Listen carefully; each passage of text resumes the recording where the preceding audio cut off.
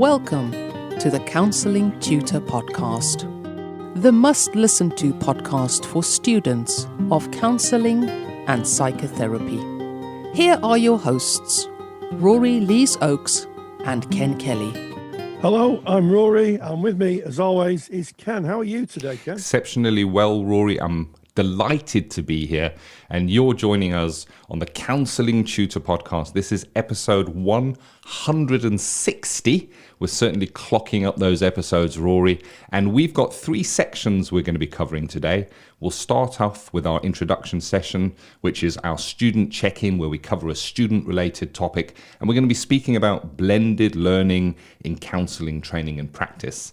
After that, we're going to go into our brand new section called Digital Counselling Revolution. This is where we kind of look at the movement towards online counselling, and we're going to be looking at the benefits and challenges of working online with clients. And in our final section, we look at our qualified practitioner colleagues with practice matters, and we're going to be speaking to Nicola Hughes, who is a bereavement specialist lecturer today.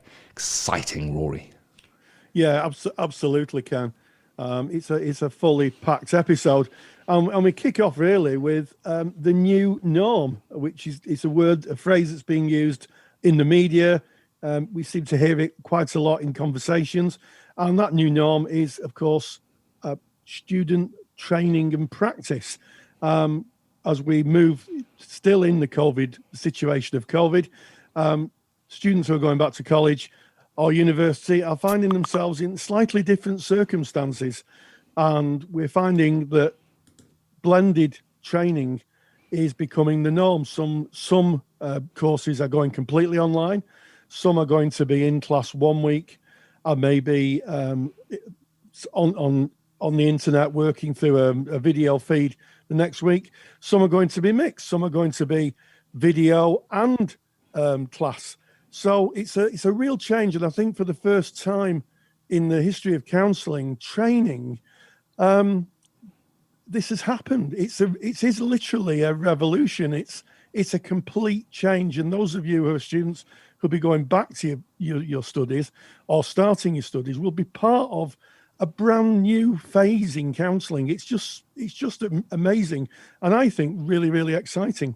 Exciting and challenging. And if you want to know more about this topic, we started covering it in last week's episode. So go back and have a listen to episode 159, where we kind of lay the foundations of what it looks like in this new learning environment. But today we wanted to really drill down on blended learning. So this is the term that has kind of been introduced. Now, interestingly enough, the term blended learning has been around for decades, really. And I know, Rory, when you and I were tutoring together, we had a focus on blended learning. And blended learning, basically what it means is a blend or a mixture of different ways of consuming the information to be able to get the learning outcome. So can you kind of give us an overview, Rory, of what blended learning is, kind of a bit of a definition?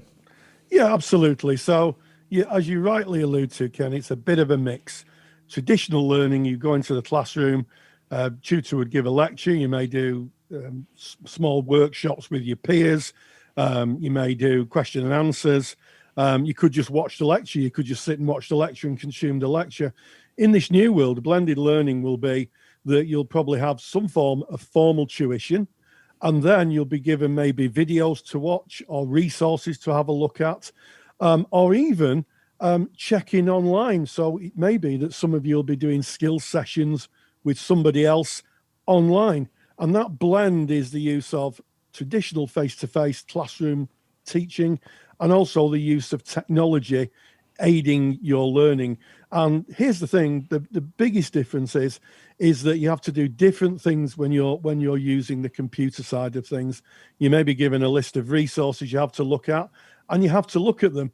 And one of the other challenges, I guess, is that in a classroom, a teacher can see if someone's what we used to call on task, the old teacher training on task. It's a bit more difficult for tutors to do that when they're saying to students, we'd like you to review this video, come back and discuss it next week. because there's no opportunity for the tutor to know if you've watched it. So it's really even more taking responsibility for your own learning. Oh, yeah. Yeah, absolutely taking responsibility for your own learning. The advantage is, I think, is that you're going to be exposed to a huge amount of information. Traditionally, it was core textbooks and core ideas. Now, with blended learning, you've got the whole of the internet at your disposal, lots of resources, and huge amounts of learning groups. And talking about learning groups, I can't let that pass without mentioning our Facebook group. If you're not a member of our Facebook group, type in Counselling Tutor. We're a closed group, so knock on the door. We're going to let you in. You find thousands of like-minded people, lots of students studying, lots of great conversations, talking about theory. That is a real example of blended learning, where you have a whole forum of people qualified, some tutors, some more senior practitioners, some qualified counsellors. You ask a question and you get a lot of rich feedback. Yeah. That is the excitement of the blended learning, because you're being exposed to just so much more information. And that is the blend. And then you take that information back, and that will link in maybe to your writing your criteria. So I'd say that your learning now is bigger than the college library or the university library. You've got the world at your fingertips. You have. And the key for me, Rory, you mentioned, and I really like the little phrase, you are now responsible for your own learning. No more going into college, and it's up to the college to impart that information and get it in your head. You're going to possibly be spending a lot of the time in your home or in a workplace looking at a computer screen to gather the information, and the responsibility does fall upon yourself. So going back to that blended learning, Rory, you and I, we've been working with blended learning for many years. We've been working with, experimenting with, and perfecting how to get learning outcomes from blended learning. We have a complete resources called the Counselling Study Resource, where we've got hundreds of hours of lectures that kind of are mapped to the very course that you would be doing at the moment if you're in the UK and are doing a course from one of the UK awarding bodies. And we've got, I guess, over the years, tens of thousands of students that have used Counselling Study Resource to reach their learning outcomes. And of course, if you wanted to check out our learning resources, really, really helpful at a time now where you are responsible for your own learning, just go to counsellingtutor.com and all the information is on that page. But what we've learned, and here's the takeaway that we've learned with blended learning, is that you can get really good learning outcomes. And it's about identifying what your learning style is. So, for instance, if your learning style is auditory, then you would find it easier to learn something if you are hearing it.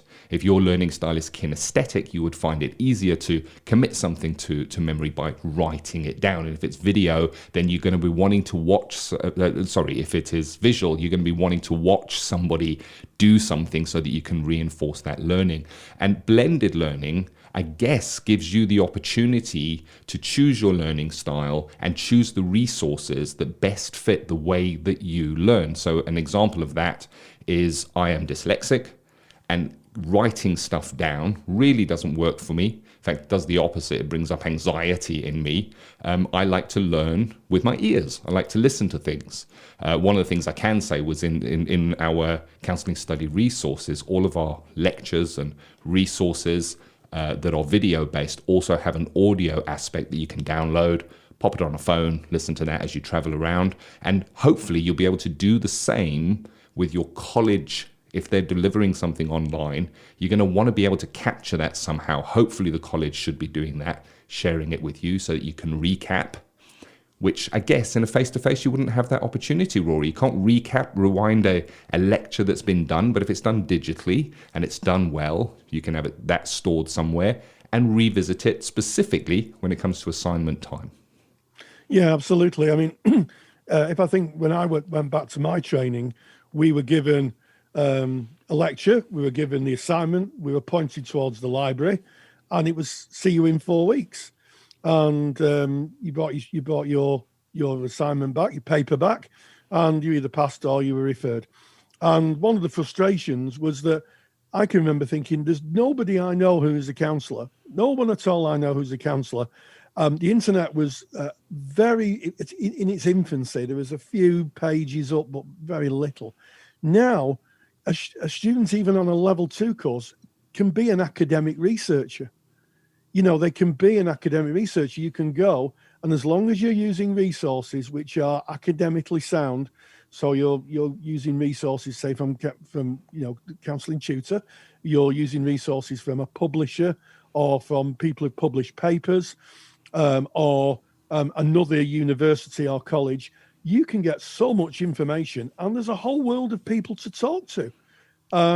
So it really, really is exciting. And I'm really thinking, Ken, I think that with the blended learning and the whole move towards helping students become little mini researchers, is that we'll have better informed students as they go through. Yeah.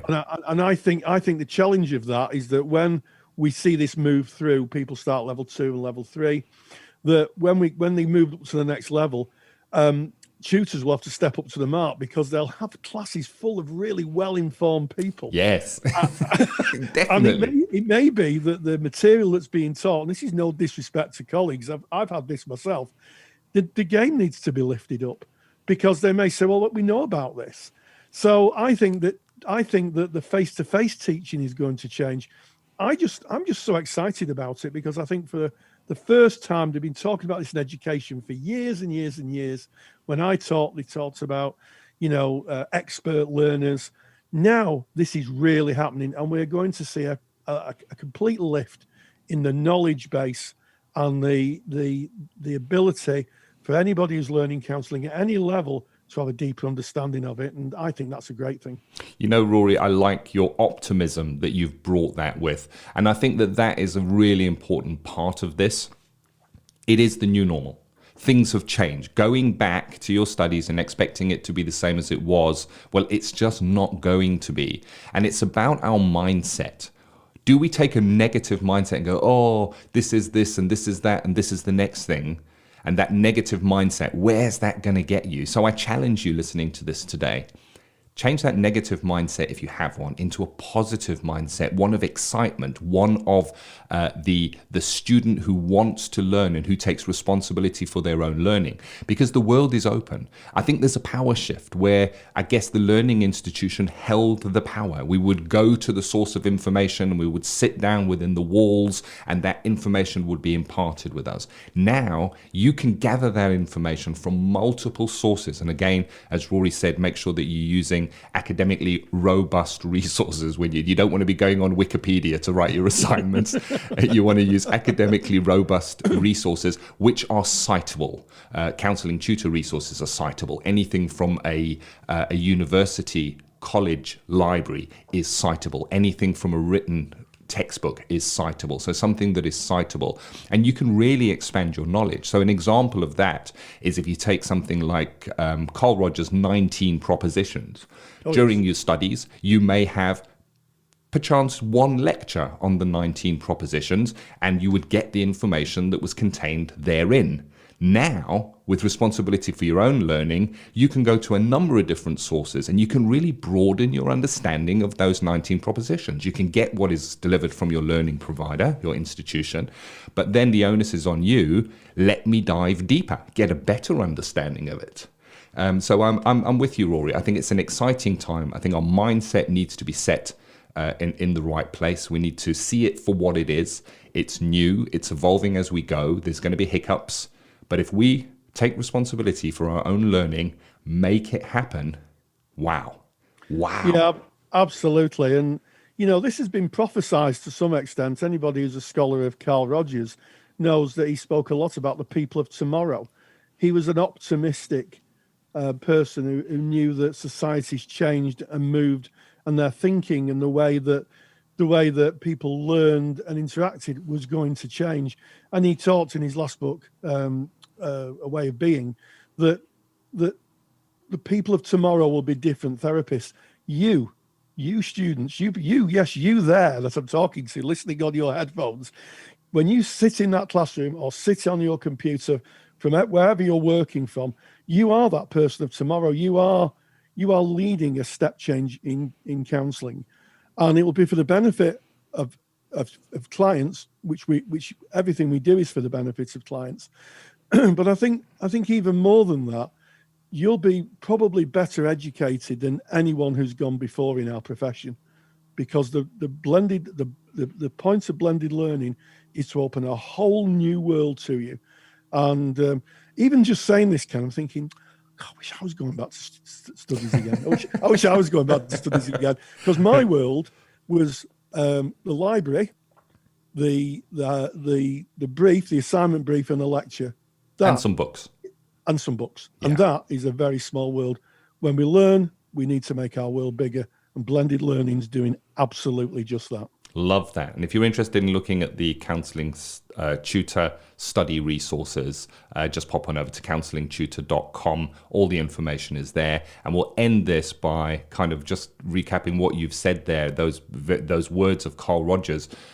He spoke about the people of tomorrow. Well, tomorrow is today now, Rory. We are those people. It is today. It's actually happening. It's exciting. Go grab it with both hands. So Go into the world with brilliance. Go into the world with brilliance. Indeed, as we leave our student check-in behind, we're about to jump into our Digital Counselling Revolution. Digital Counselling Revolution. Digital Counselling Revolution is where we take a look at where therapy is going in this age, with social distancing, with lockdown. We were kind of forced to look at other ways of delivering therapy. Online telephone has become incredibly popular, and Digital Counselling Revolution, we kind of look at that aspect of delivering therapy. And today we wanted to speak about the benefits and challenges of working online with clients, Rory. Yeah, absolutely. And COVID has been a bit of a dual-sided coin, if you excuse the mixed metaphor. It's people have been forced into working online. I think a lot of people would say that it's forced a relook and a reevaluation of how we practice. But what it's also done is it's reached out to people who would have been excluded from counselling. Traditional counselling models were you turned up at a therapist office or the office of the placement you worked at. You would travel there, maybe take you half an hour, 3/4 of an hour. You'd go in, you'd have your 50-minute session, which is the 50-minute hour we have in counselling. Then you would travel home again, which is fine if you have the ability to be able to travel and get there. And if you can get there, there's a lot of people who are housebound, who may not be able to travel, who live far away from a therapist. Now, with the use of online counselling, be it by phone or be it by video link or even by text, people can access it from their own homes. That means more people being helped. Goodness gracious me, we have a huge mental health well-being problem in the UK, and by what I've read, something that's pretty much throughout the world. And part of it is people not being able to access services because they're either disadvantaged or they can't get there, or their life, they may have children or so many things that would stop people stepping into a therapist's office. So one of the great benefits of online counselling is that more people can access it. I like that, Rory. More people can get help. And sometimes I think that's forgotten in all the hyperbole of, we're moving online and there's new ethical codes and what modality shall I use and getting locked into modalities and therapy. It's about helping people at the end of the day. There's someone sat somewhere in misery, needing someone to speak to, needing help, could be on the edge of, maybe thinking, is it worth living? And just to hear someone, just to speak with someone is exactly what we do. That's what therapy is about. And that is that for me is probably the biggest benefit of working online. Yeah, and that what I like about that, Rory, it's you speaking about counselling therapy from your own home at a time that suits you. That's for the client we're talking about here. Great benefit for the client. And from an agency perspective or from a private practitioner perspective, the same is true, because the practitioner also doesn't necessarily need to hire a room, move to a room to be able to offer that service. It can be offered from a suitable room or place within your home, which I think is also a great benefit. And one of the things that this brings up for me is that it can, if managed properly, reduce waiting times. And you only need to go to a GP and require some kind of counselling or psychological help to see that suddenly a magical waiting time, which is usually pretty long, gets put in front of you before you can engage in therapy. And I guess by services moving online, it may eventually reduce those waiting lists because it is more immediate, I guess, working online. So there's something to think about. And the other thing, another benefit, I guess, for our clients that may choose to engage online is where the software is at this present moment, because we have a lot of secure inscription software which offers confidentiality. So that confidentiality is not absolute because we are kind of putting our trust in external service providers. But you should, of course, look at your external providers really carefully. And that's part of the things that we cover in our online and telephone counseling training course, is how to kind of vet what software you should be using and all the agreements that you have to have in place with your software service providers, such as if you're using Zoom, you should have a signed document with Zoom to kind of cover yourself in the eventuality that something goes wrong there. But generally, it does give a real sense of I guess, confidentiality working online. It's unlikely that somebody's going to hear you through the door of the counseling room or see you entering into counseling, which I know for some clients, they don't want to be seen going into a counselor's room and that a building that may be known for counseling provision, and they have to walk in and they have to walk out. Well, if they're engaging online, that just falls away, which I guess is another benefit, Rory. Yeah, absolutely, and I think it makes counselling come of age to some extent. You know, when I started 20 years ago, it was still a bit of an elitist pursuit, and now it's become very egalitarian. Is that the word? Egalitarian, meaning for the people. Possibly have to look that up. Never use words you don't know the meaning of, Rory. Note to self. Especially not on a live podcast. Especially not on the podcast. I think it is egalitarian. It's become more accepted, and I think that's a really big thing.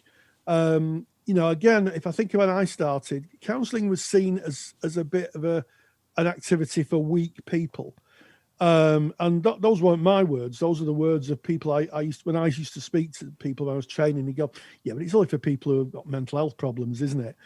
Nowadays, there's this acceptance that sometimes through our lives we'll struggle, and we might need some external help. And the absolute benefit is that we can get it. You can get it when you need the help.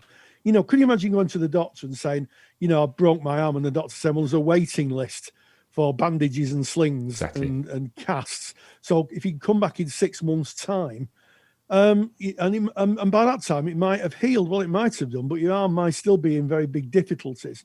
So I think it's about treating our mental well-being in the same frame that we treat our physical well-being. That when someone goes with emotional or mental difficulties, and I use the word very carefully, mental, that can be helped, and it can be given as quickly as possible. You know, and that is again one of the great benefits of the digital revolution, the digital counselling revolution. But I do think there are challenges, and we need to speak about those. It doesn't come without challenges. And one of the challenges, the biggest challenge in my view, is practitioner training. That's the biggest challenge, without a doubt, because you're having to move from traditional face-to-face to using technology, to understanding the psychological theories that underpin counselling intervention when you're using online, things like the disinhibition effect, the black hole effect. And also changing the way that we use our skills. There's completely different skill sets if you're using phone to if you're using a video feed. So I think the biggest challenge is practitioners' conversion and getting practitioners confident confident for the practitioner to be able to switch on their device and be effective therapists. 100%, Rory. Training is imperative. It is an ethical imperative to do the training that you need to be able to service your clients ethically and safely. And there is so much to consider when moving online. We run, in fact, this section is sponsored by our training, which is a online and telephone counselling training course. And one of the things we notice within that course is our students kind of, when they're kind of getting into the course, are saying, wow, I didn't know there was so much to learn. I didn't know that there was so much that is different to face. And what we don't know, we don't know. You know, that ignorance, you don't see it. And we saw this as kind of COVID hit with certain agencies suggesting that counsellors just, oh, well, we can't see our clients face to face. Maybe just pick up the phone, give them a call. And I think that slowly the message is getting through that is not the best way of doing things, because there is so much to consider. And I agree with you. That is one of the challenges, is practitioner training. If you're interested in looking at our training, we've had over 5,000 counsellors, psychotherapists work their way through that training since COVID hit, and you can find out more information on that at counsellingtutor.com. That's the place to go for all information, really, on anything that we talk about in the podcast. More things to consider if you're working online is that it's not going to be a good fit for every single client. So your assessment process of how you kind of check who this client is really, really important. Some people are really not comfortable using internet technology. And when I say some people, I'm not just talking clients here, some counselors as well. I mean, part of the training course should be looking at your mindset. And in fact, if you go back to episode 159 of the Counselling Tutor Podcast, we have a whole section just speaking about mindset from the practitioner's point of view, and how important that is, that we don't kind of contaminate or color the relationship with our own maybe lack of understanding of technology. But similarly, client that may not be au fait with working online, they might not want to be seen on video. They might not want their home to be seen on video. So there's some considerations there of who that client may be and their relationship with technology. And of course, many clients may say that they would choose to rather see a face-to-face counsellor, that they want to be in a room, they feel more heard if they're in a room and if there is a physical person there. And this is their choice. This is their choice. And we have to kind of consider that as we're looking at these benefits, these challenges of working online. Yeah, absolutely. And of course, let's not forget that some people may not understand that therapy can be effective online. I've heard of a couple of incidents, or instances, should I say, where clients have become quite upset and defensive and said, I want to see a face-to-face counsellor. Isn't what I'm going through sufficient to actually see someone face-to-face? I think sometimes that's about misinformation of what online counselling is. I think the general public may see online counselling as maybe doing a self-assessment, or maybe working with artificial intelligence, as opposed to seeing a real person either on the screen or talking to them on the phone. So, we have to honour clients' autonomy, but my feeling is that more and more of the general public are understanding that online is a bigger part of their lives. A good example of that is banks. I was really against having a banking app on my phone. I used to go into the bank and chunner away. Now I've got a banking app. It's just second nature to me, and it works very well. And I think the same can be said for counselling. I think people may have a very fixed view of what counselling is, and in these changing times, it's evolving, it's changing, but it can just be effective. But we always have to honour what the client wants. We have to adapt to their needs, because after all, they're our reason for being. Indeed. One last challenge that I want to consider, and there are many more. There really are many more. They're covered, I guess, more in depth when you do a formal training course on online and telephone counselling.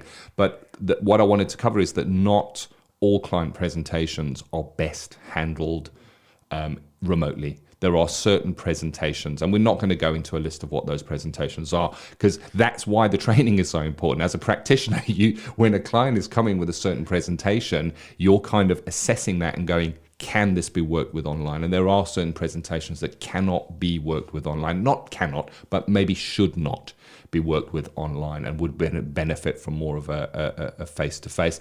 And finally, Rory, you've already kind of covered this challenge, I guess, and that is that there are sometimes no non-verbal clues or body language. And it's interesting. We forget how much we pick up from clients in our face-to-face counseling sessions that is non-verbal. It might be how their shoulders sit. It might be what they're doing with their hands. They may be wringing their hands. And that kind of is cut away if we're working online. Even if you're working with video, at best, you're maybe going to be looking at a passport photo, really, of your client. You won't see the rest of their body. You won't be able to see if they're clenching or wringing their hands. And working without non-verbal clues, without that body language, definitely amplified if you're working over the telephone. Again, what does it come down to?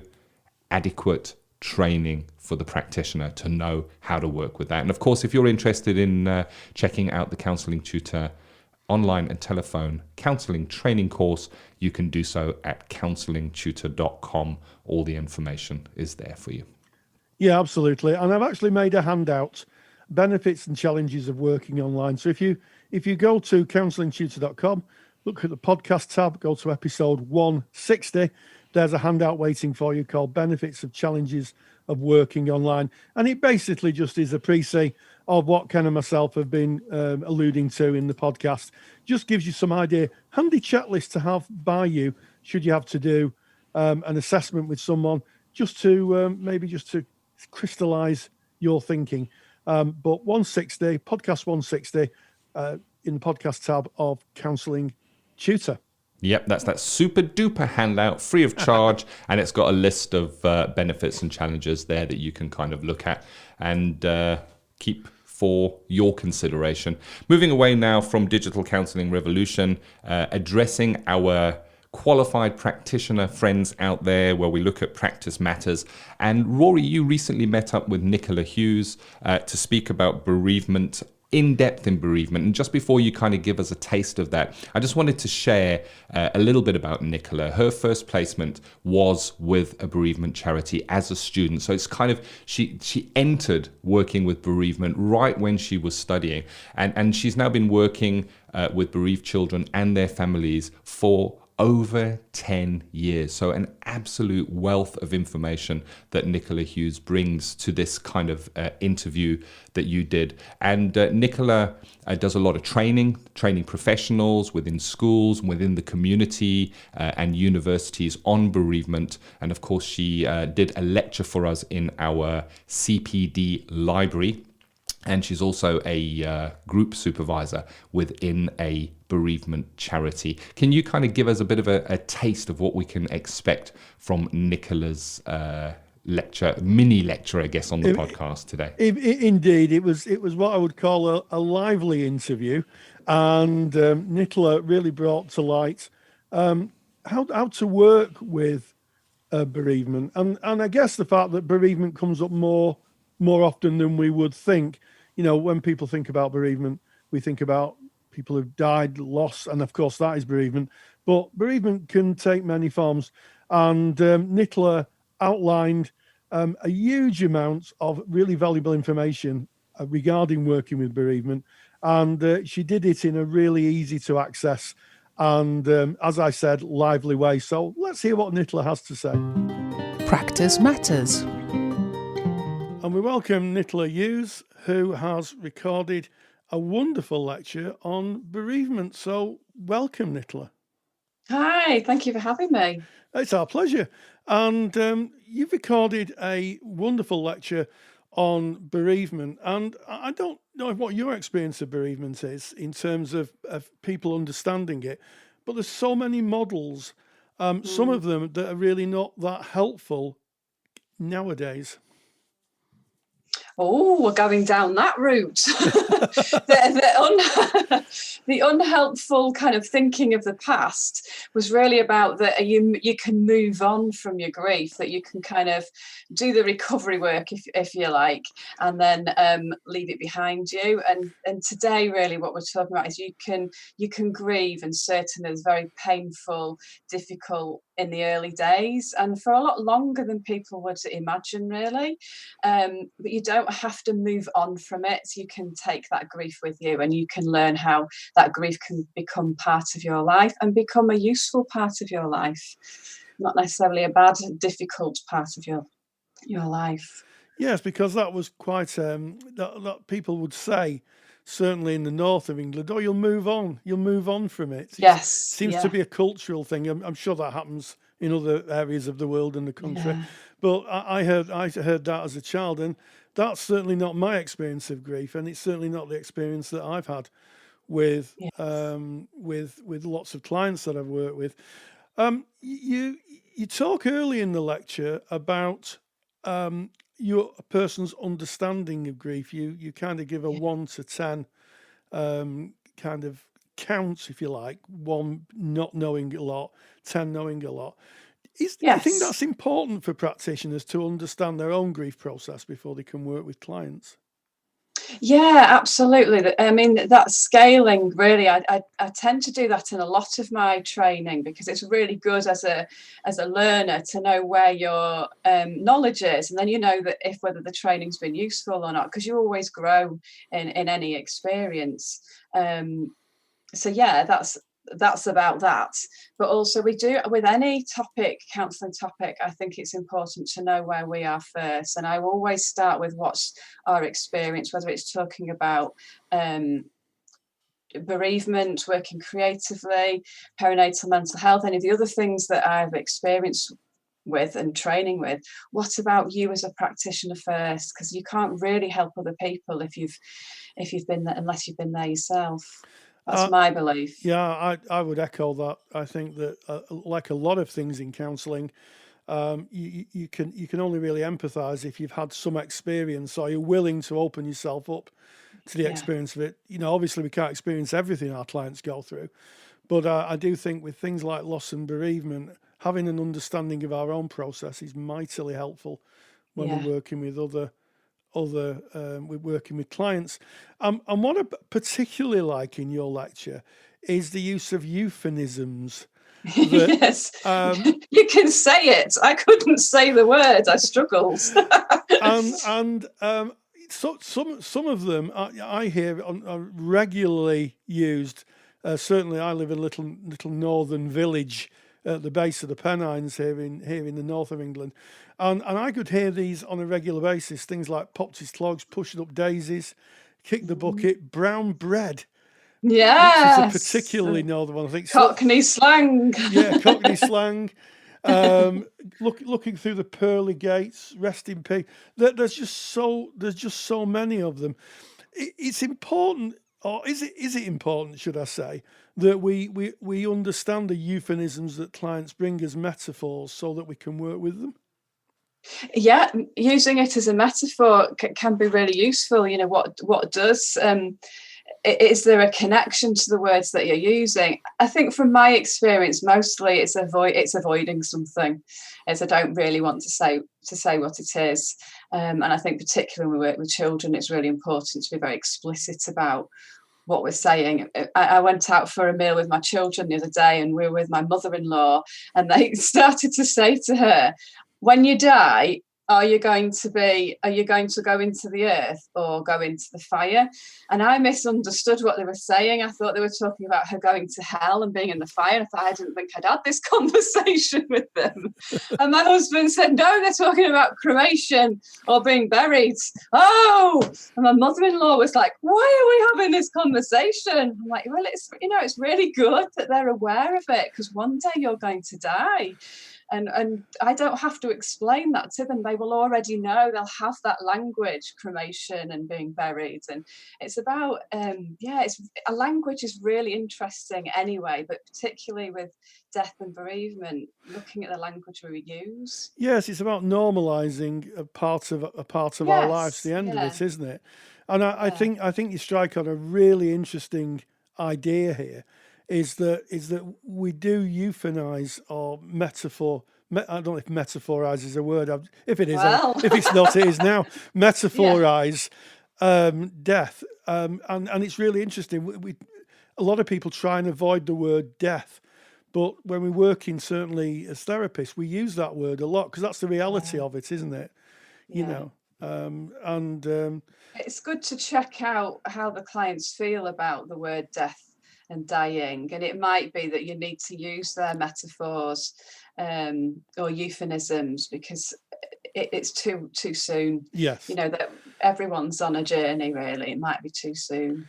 Yes, and I think specifically when one's working with children, you're using a clean language that children understand is really important. So when I use the word clean language, I'm not talking about the words swearing or other kinds of bad language. I'm talking about really clear language that people can understand, and death is one of them. Yeah, we're moving on to my next lecture, which I'm going to be doing for you in the summer, children and loss. Yes, indeed. We're diverting. We are, and thank you for that small plug. I'm sure that the people listening will be delighted that you're going to do children and loss lecture, because it is something so important. Yeah, absolutely. Thinking of diversity, I think one of the things that practitioners really need to understand is that death has different meanings, and the rituals around death have different meanings for different groups, and being sensitive to that. There's some different forms of mourning rituals. What would you suggest to a practitioner who may be working with someone who is from a different culture, or maybe has really specific ideas about how death is handled, if you like? I think the key really is to be open-minded and curious. So a lot of my experience has been working in Bradford, which is a very rich multicultural area. And I naively thought I could do a bit of reading and learn about every ritual and events that I would see. And actually there's differences within different cultures. What I found was that people were more than happy to explain what's happened in their, in some cultures, you're buried quite quickly within 24 hours. And just having a little understanding of that when a family's stressed, if that hasn't happened because the environment they're in hasn't allowed for that. I mean, Bradford's great. We allow for people to have their own experiences and their own cultures. So yeah, being curious and open-minded, but to remember the explaining and the information sharing is part of the grieving process. I've found that it's really important for people to be able to say it as it is and tell me what happened, and for me to be curious. Oh, I'm not sure about that. I've not heard that before. Can you say a little bit more about that experience? And to know that, that there might be an open casket in a lounge and that might not be familiar to you, but that is part of the culture, and the children are okay with that, because that is, whereas if you react in a very horrified way, that's, poor kids, that's not all right, then you're kind of denying part of their experience and their culture and shaming them, which, is not okay. Absolutely. And I think it's one of the things that really kind of shows difference. Whenever I've known a family and there's been a bereavement, someone's died, it's noticeable how each different family, and depending on their faith position or their world view, has a different kind of funeral. I saw one, wasn't a member of my family, but someone who was buried in a coffin that looked like a Mars bar, which, for those people who are listening outside the UK, is a chocolate bar, which is oblong, and people can buy all sorts of different regalia and coffins and for, depending on the wishes of the person who's deceased and the family. So I think not being surprised is a key thing here. Not being taken aback by how different people deal with grief. Yeah, and this leads sort of nicely on to thinking about your own funeral, maybe, and within the talk, I talk about, have you thought about it? Have you thought about what you want, and discuss that with your family? It's a really important part of it, and I think it's an important part for us to think about as practitioners if we're going to do bereavement work as well. Absolutely. I think looking at our own mortality is an important area of personal development, because as Abraham Lincoln famously said, there's two sure things in the world: death and taxes. And yes. And yes, looking at our own mortality, especially in things around clinical wills, making sure that if you're in practice and something happens, that someone knows how to deal with your clients. You can't have you can't have your relatives phoning clients up. That's just not correct at all. So yes, I think it comes down to really being honest with oneself about that part of life. Yeah, it is certain, isn't it? So let's talk about it. Hence why I encourage that conversation with my children. They're going to be devastated when grandma dies, and to already have that knowledge of some of the things and practices that we might do doesn't come as a surprise. Then they've known it for a while, and we can just concentrate on the feelings being heard. Yes, absolutely. So I think it's an important lecture for anybody who is going to work with grief, and that's going to be every practitioner at some point. Absolutely, yeah. I was going to say, it's not really a choice, is it? Bereavement and loss is foundational for any work that we do. Absolutely. And I mean, you don't have to die to have bereavement and loss of a job, loss of health, are all forms of bereavement and loss. So that has been a real fascinating journey into bereavement. I've seen the lecture, and it is absolutely fantastic. I was enthralled from the opening when I was doing my 1 to 10, and the ending where I was thinking just how much more I'd learned. It really was a wonderful piece of work. And Nicola Hughes, thank you for joining us. Thank you for having me. It's been great. Thank you very much, Rory. Thank you very much to Nicola Hughes. It's an important topic, and it comes up again and again and again in practice. It is something that if you haven't faced before is going to walk into your practice at some time working with bereavement. And I just wanted to kind of mention that Nicola has done a lecture. It's a full lecture on working with bereavement that is available in our CPD lecture library. More information on that, just go to counsellingtutor.com. It's a low cost to be able to access that lecture and over 150 hours of other lectures. And just to kind of give you what you might get from Nicola's lecture, she gets you to reflect on your own thoughts about grief and how that may affect you in your helping relationship. She gives you a great understanding of the bereavement theories and how to apply these theories in practice. And then she covers some of the factors that are affecting people that are experiencing bereavement and the possible reactions that you might see within the therapy room. And then she discusses some assessment options when working with bereaved clients. A really well worth lecture there. And that's at counsellingtutor.com. But moving on now, I guess, to the end of our podcast where we kind of look back and recap on what we've looked at today. Absolutely. Well, we started with the changing world of counselling training, and we touched on blended counselling in training and practice. In the Digital Counselling Revolution, we talked about the benefits and challenges of working online. And then finally, we caught up with the fab Nicola Hughes, and she spoke about bereavement, a very lively conversation and one that I enjoyed.